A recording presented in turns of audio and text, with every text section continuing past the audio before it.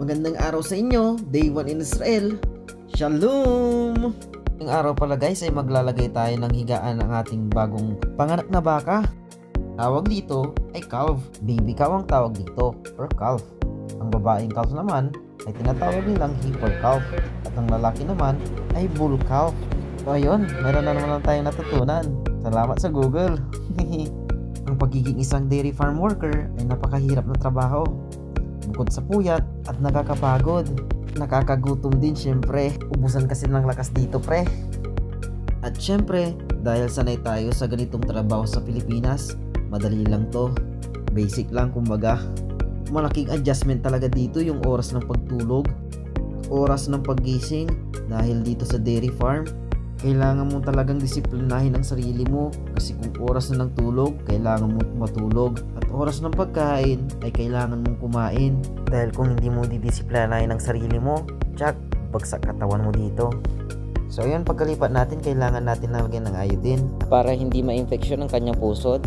Kapag may bagong panganak na calf, inihiwalay na agad natin to sa kanyang nanay para masanay na rin siya being independent sa kanyang sarili. Charot! Open field kasi itong farm. Kaya kadalasan nakakapasok ang mga fox at ang mga fox ang nagbibigay problema. Nag-isis kasi na kinakain nila yung uso, yung buntot, yung paa, minsan kinakain nila ng buo. Kagandahan naman dun ay maiiwasan nila yung pag-mortality ng isang calf dahil minsan sa kadami ng nakapaligid sa kanilang mga inahin ay bigla nila itong madadaganan o maapakan. Siyempre, kahit medyo mahirap kasi bagong panganak, baka bulin ka ng baka, kailangan natin gawin.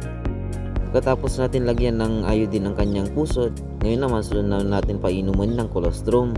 Yung colostrum guys, ay unang milk na napoproduce ng mamamriglan. Sa human man yan o sa animals. Dahil kulikolekta natin dito ang colostrum, kaya nakalagay ito sa ref, kung saan ay inaimbak natin ito para humaba ang kanyang duration. Para rin na maipainom sa ibang mga calf na bagong panganak.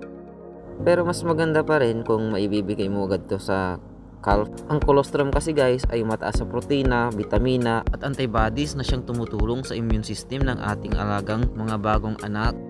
At ayun, salamat na naman sa Google at meron na naman tayong bagong natutunan. Hanggang dito na lamang ulit ang ating video. Maraming salamat sa inyong panonood. Paalam! Kaya baguhin mo nang yung isip para maging isang jolly mindset, isip ng magsasakang matinig. Paalam! Peace yo!